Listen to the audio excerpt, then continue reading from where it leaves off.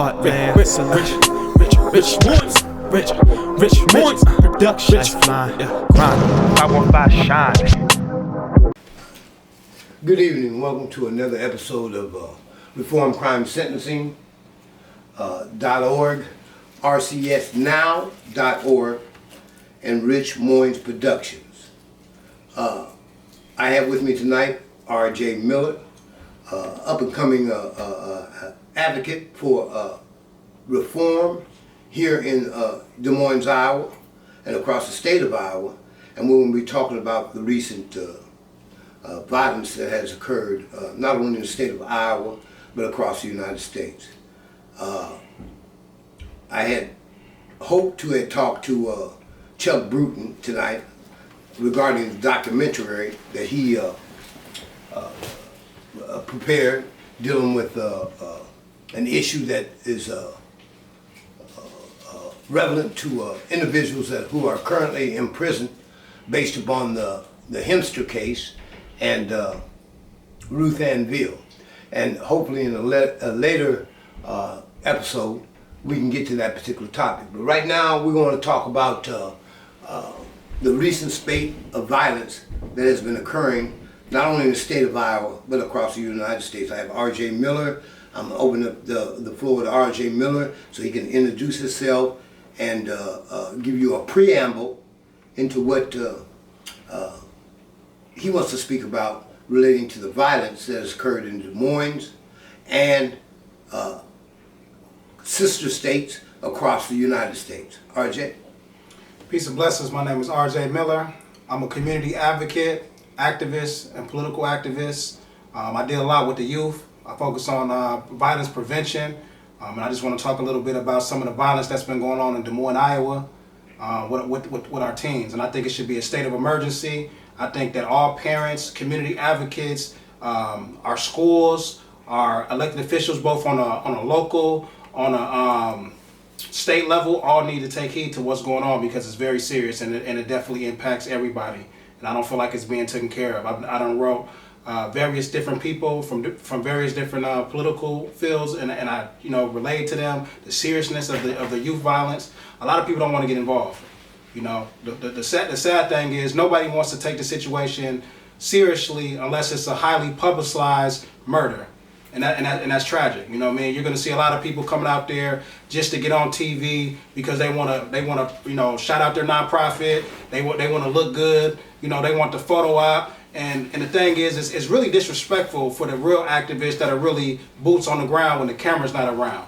You know what I mean? Because anybody can say that they're an advocate or activist on camera, but what are you doing prior to that? Don't wait till somebody gets killed to talk about we need to come together. We should be coming together prior to that. We should be being preventative. We need people who are being mentors, people that are doing athletics such as football, basketball, and various other different stuff, after school programs, whatever skill a person can bring to the table, we need to utilize that because it all comes into being preventative. And when it comes to these individuals getting these grants and all this stuff, talking about they're going to reduce violence, I'm calling you a liar.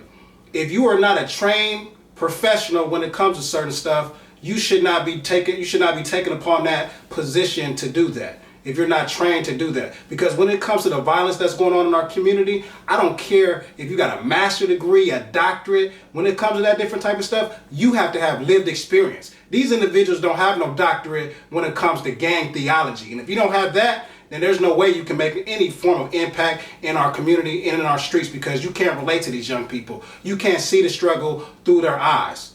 And when I say this, yes, I am a person that's qualified to be able to speak because I was that young person. I was affiliated with street organizations or street tribes. I'm similar to how Malcolm X is. Malcolm X started off as a criminal, and Malcolm X educated himself, and then he became the person that he is today. And that's the same process that I had to take and embrace. And that's the same thing we have to do with our youth. We have to be able to decolonize their mind and change that perception and that mentality to let them know that they are not just affecting themselves, but they're affecting another person's family. They're killing their potential business partner, and overall, they're serving the system whether they know it or not. I believe Kanye West said it: "Drug dealer buy drugs, crackhead buy crack. White supremacy gets paid off of all of that." You know? And that's facts. So we got to keep that in mind. That was deep there, RJ. Let me interject right here, because you said some very profound comments as it relates to the crisis and the tragedy that has embraced not only our city, but cities across the United States. And I would have to concur with some of the things that RJ said in relationship to the fact that the people that are coming out who profess to be advocates or activists in regards to crime and violence, they're out there for a photo op. That's what they're looking for. Keep their name out front so that when election time comes around, you know, they can get the voters to vote for them. They can petition the city council. They can petition the state government to provide them with funding for programs that are designed to eliminate violence here in Des Moines, Iowa. But truth manifests itself. Truth manifests itself. That's all you have to draw off is the truth manifests itself. And what the truth of the demonstration is, these individuals that are getting these city and state grants to decrease or to eliminate criminal activity haven't done a damn thing. And excuse me for using the word damn, but they haven't done a damn thing. Because since they got the grants, violence has increased. Because no person has a monopoly on predicting criminal behavior or conduct that will result in criminal behavior. Nobody has a monopoly on that. Nobody. Nobody can look through a looking glass and say, I can control violence here in Des Moines, Iowa. Nobody can do that. Yet, there are factors that can be put into place based upon a variety of individuals coming together and making that happen. And so, myself and RJ Miller, in our attempt to communicate the need to decrease gun violence in Des Moines, Iowa, is looking forward to the organizations who are committed to doing that. It's not an individual accomplishment. An individual cannot accomplish reducing gun violence in any city. Now, naturally we have law enforcement, they do the best that they can, but they usually come in after the fact. They don't have programs in place that they can prevent it before it happens. Because you don't know who's going to do it. As far as the mass shootings are concerned, the mass shootings are not being conducted by gang members. Data supports that. Mass shootings are done by people who don't even have criminal backgrounds. And they go out for whatever reason, and we can't determine what that reason is until after the fact, and commit mass shootings. Now, the individual shootings that are taking place due to what law enforcement asserts, drug deals and things of that nature, yeah. But even that's a problem. But let me say this here. For the young men and women who are out there participating in these violent acts, you might commit the violent act today. But 2 years from now, when you're on your way to prison for the rest of your life, because you took on the audacity to want to kill somebody with a gun or some other type of weapon, you're going to be in prison for the rest of your life. You might be 18, 19, 20 years old.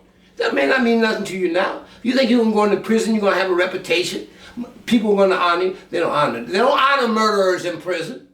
You're not getting put on a higher pedestal. You're going to be carried just the way you've been carried a good majority of your life. You're going to be in the working for $40, $50, $60 a month. Your family's going to forget about you in 10, 15, 20 years. The dudes that support you when you committed the crime are no longer going to be there for you. They're going to be dead, in prison, or just forget about you. So if you want to continue to carry on that particular message, like you cut like that, wait till you get to prison. You're gonna live a whole different lifestyle, man. You don't get no problems because you done killed somebody. You don't get no problems. So that's my plea to you. Think about what it is you're going to do before you do it. Because when you go up into them prisons, it's a whole different ballgame. I just spent 40 years of my life in prison. I've been in every prison in the United States, federal and state. Can't tell me nothing about prison. I'm gonna tell you how you're gonna be carried. There ain't no pistols in prison, so you got to stand on your own when you're up in prison. So my plea to you young men and women who are out here want to be tough. Like I said, I don't have no animosity against you. My demonstration, my message to you is to make sure you understand the consequences of your actions. Because when you get in them prisons, you ain't the wolf. You ain't the wolf at all. You the sheep. They got wolves up in them prisons, and you gonna toe the line. I don't give a fuck where you from. Excuse my language. I'm just keeping it real. And that's why I'm pleading to you. Think about what it is that you doing out here, man. This ain't no motherfucking game. They ain't playing with you. And you going to prison for the rest of your life. Your family's gonna forget about you, your friends are gonna forget about you, and your hood's gonna forget about you. In time. I'm telling you. Pay attention to what you're doing, man. Definitely. I just want to weigh in on something real quick. This might be very unpopular of me saying this, because I know a lot of times individuals like to advocate for demanding things externally from the institution and different things like that. But I'm going to take it a step further. Let me hold up the mirror in our community's face. So my plea to the community is this. It is unfair for you to specifically demand an end to violence when it comes to institutions such as police, the system in general, but you will not demand an end to violence from individuals within our community that are being violent towards civilians. That is hypocrisy, and it needs to stop. Because what I see on TV is, we just had recent deaths, then we turn around and have the situation in Memphis. That is a tragic thing. My heart goes out to the family. Yes, sir. And things like that. Yes, sir. But I also understand this. We are local. Although I sympathize with everybody's struggle outside of the state, we have our own stuff going on in our own backyard. So it is unjust for you to turn around and to overlook the deaths that we have back to back with our youth, to turn around and focus on something that's going on in a whole different state when we have our own stuff to focus on. We need to be advocating to get metal detectors within our public schools so our children can be safe. We need to be advocating for public safety. We need to be advocating for violence prevention. So let's not get distracted. You can sympathize with other people's situations that are in other states, but don't forget about your own, because we have to live here. So why are we going to forget about what's going on right in front of us? We can't overlook the death of a 16-year-old, an 18-year-old, and the other deaths that have been happening back to back within the last 2 months that people don't want to say anything about. I don't want you guys to forget. And as a matter of fact, I won't let you forget. So I'm demanding the community to demand people within our community to stop it. To stop selling hard drugs to our people, to stop killing our people, stop disrespecting our people and exploiting our people. We need to stop it. And this needs to happen now. And when it comes to parents, please learn how to recognize the signs with your children. If you see your children coming home and twisting their hands in different ways, doing these different shakes with their friends, or you have access to their social media with their friends with you and you see them throwing up signs and different stuff, you need to start having conversations with your children. You see them with a whole bunch of money, they don't have a job. You need to have these conversations, because 9 times out of 10, they could be doing stuff that they shouldn't be doing. They could be out here in these streets. Don't wait until they die to want to care. Care now while they are still alive. I understand, and I totally sympathize with my young brothers and my sisters, because they get caught and engulfed within these different battles. I understand what it's like to want camaraderie, to want a sense of family, to want to experience a sense of fraternity. I don't have a problem with individuals wanting to exercise brotherhood or sisterhood. But if you're going to want brotherhood and sisterhood, then keep each other on a good path. Real brotherhood and sisterhood, you should encourage your brothers and sisters to go to college or to get a trade, to be an entrepreneur, or to make healthy decisions to where they're not ending up in the penitentiary or where they're not ending up in jail. And to these so-called big homies, if you love your little homies or you love your little brothers and your little sisters, why are you misleading them? Why are you co-signing some of the stuff that they're doing and you know it's going to get them killed? You're supposed to take the guns out of their hands, take the packs out of their hands, put a book in their hand, teach them something. You know that lifestyle is going to lead to a road of destruction. You can never say that you're a real big homie. You're an imposter. You're not an OG. A real OG represents outstanding guidance. How are you guiding these young men and how are you guiding these young women? You know, and I'm not even telling a person you got to leave the streets physically, but I feel like you should leave the streets mentally. Okay. Because as you think, so it shall be, as it says in Scripture. You know, and also as it says in your science, the thought was the cause of it all. You know, everything you see around you is a manifestation of your thoughts. So if you change your thinking, you'll change your life. So we need to change our young people's thinking. We need to allow them to see that the stuff that they're doing, that's not gangster. You run up on another black man or another black woman or anybody, I don't even care what their color is, it doesn't even make a difference. To take somebody's life unjustifiably is wrong. To run up on somebody and to take what you did not earn is wrong. We need to stop protecting these type of people in our community. Because it's sad. How are you going to turn around and say we're going to protect a person who is a pedophile? We're going to protect a person who is selling fentanyl to people and they're overdosing. We're going to sell hard drugs to somebody and then they're going to get so high off of it they're prostituting themselves or they're prostituting their little daughter. And we're going to protect these type of people. We're protecting people we know are shooting at their so-called opposition and accidentally hit a child. And you think that type of stuff is okay. But then a police officer kills somebody, you want to jump up big and bad then. That's hypocrisy. Yes, sir. So if you're going to call police brutality out, also call out the brutality that's going on within your own community. Because I'm going to tell you straight up, when it comes to the system ain't going to respect you. Because you don't respect yourself. That's right. It's just like the streets when it comes to politics. They don't respect no punk. So you have to come and you got to be strong.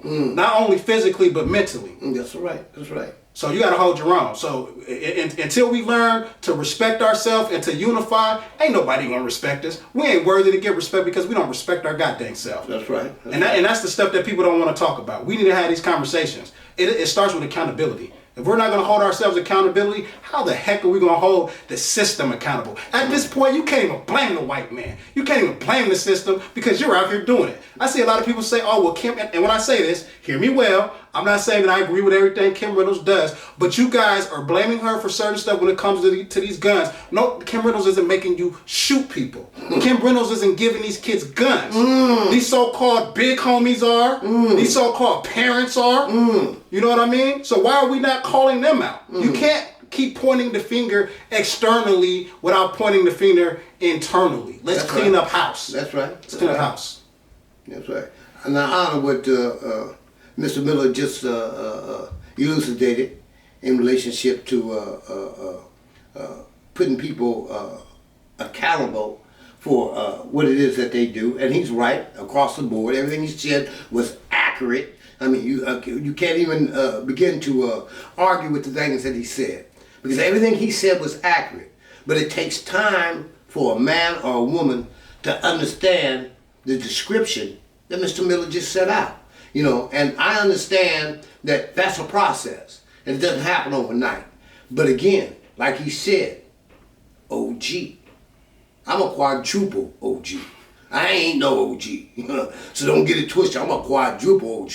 So with that being said, it's our duty to our communities to guide our communities in the right direction. And that's the reason why I want to give honor to Chuck Bruton of Rich Moines Productions, Robert Pate for Image for Lives, Mr. Wayne Ford, and every other organization that has been out front trying to do the things that are needed done in our communities. Now we have the up and coming young brothers and sisters who are stepping out front, taking on that role and trying to provide guidance, as he alluded to our communities and the communities from a broad perspective.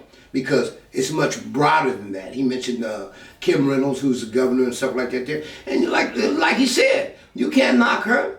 She ain't forcing nobody to do this or do that. If you're against her politics, then you need to get into the game. And by getting into the game means you need to understand the politics of the individual who is running for a particular office. If you disagree with them, then vote him out of office. But if you don't participate in that, then it's going to continue on just the way it is. That's the reason why we supported R.J. Miller for the position that he ran for in our district, because he's a young man who has vision and who has a sense of the community. You get these people that's been involved in politics and who are able to espouse certain narratives, provide you a turkey on Thanksgiving, provide you a ham on Christmas, and you think this person is electable. And they haven't done nothing for our community. You know what I'm saying? Trust me, I'm to blame too. I'm to blame too. Because as Mr. R.J. Miller said, we get involved in certain lifestyles and we get caught up in that particular lifestyle and we end up doing this, we end up doing that, and end up in prison. Waste our life away, as I have done. Now I want to come back out here and preach to the youth about, man, don't throw your life away. I've been there. I've done that. I'm talking from experience. Any other individual that talks to you doesn't have a clue. They ain't been where I've been. Truth manifests itself. You don't want to go into prison, man. So we want to do everything in our power to reach out to the youth of our community. And Rich Moynes Productions, through his multi-apparatuses, has done that to a degree. As a lot of other individuals, Urban Dreams, Creative Visions, they've done their best to reach out to our community so that we could try to save some of our youth, man. Don't get caught up in, I'm telling you, I got 40 years under my belt in prison, man. You don't want to go there. It ain't what you think it is. Ain't no fun in prison. And if you ain't cut like that, you ain't gonna make it in prison. Unfortunately, and I'm bragging about this, I was cut like that. That's why I made it. That's why I made it back out. A lot of people don't. Doing the type of time I've done. So I appeal to our youth to wake up. Man, ain't nothing slick about that shit, man. Keep it real. With that being said, I'm going to turn it back over to R.J. Miller. He might have something to say in close. I bid you a good night. Yeah, okay, so I'm going to say this. As the brother alluded to, prison is no fun. Getting shot is not fun. I got shot over 3 times and bullets burn.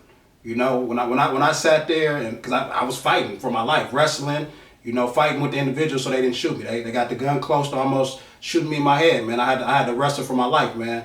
I couldn't even walk for some months. That whole experience isn't fun. I don't care how tough you think you are, how big you are. Them bullets will knock you down. And if you get knocked down in the right place, there's no coming back for that. You know, thank God I was able to still be here, to be able to have this conversation with you, share my story with you. But I got a lot of friends, they will never get to share their story. You know, they're never coming back. You know, so the thing is, the bottom line is, when it comes to street business, death, jail, strung out on drugs, or overall misery, don't choose that path. Okay. We're telling you from experience what's ahead of that road, and we're telling you don't want to go down that road. Now, you can be hard-headed if you want to, because we can tell you, but we can't make you. But once we tell you, that blood is no longer on our hands. We're warning you, that sword is coming for your head. Your head is on that chopping block, young man. Your head is on that chopping block, young women. You know, and sometimes even, you might not even really be out here in the streets like that, but you might be guilty by association, just from hanging with certain individuals that are doing that, and you might get caught in the crossfire. Use your head, don't lose your head, as I was told when I was younger. Might sound corny, might sound lame, but it's better than being in somebody's casket, or better than being state property. letting a person tell you when to stand up, when to use the bathroom, when to come out for rec. You don't want to be a part of that. That's slavery. But that's all I got for everybody. Good night. Thanks to, I want to thank Rich Moore's production for inviting me on. Everybody have a blessing. I'm praying for the healing of our community. And I just want to say this in closing. A lot of people want us to come together. A lot of people want reconciliation. There can be no reconciliation without addressing our traumas and without gaining some form of healing. So I encourage everybody to heal and to address their trauma. Mental health is important. So make sure that you're addressing yours. Self-care is important. Mentally, physically, as well as spiritually. So take care of your self-care. Blessings. Thank you for watching another episode of rcsnow.org, Reform Crime Sentencing.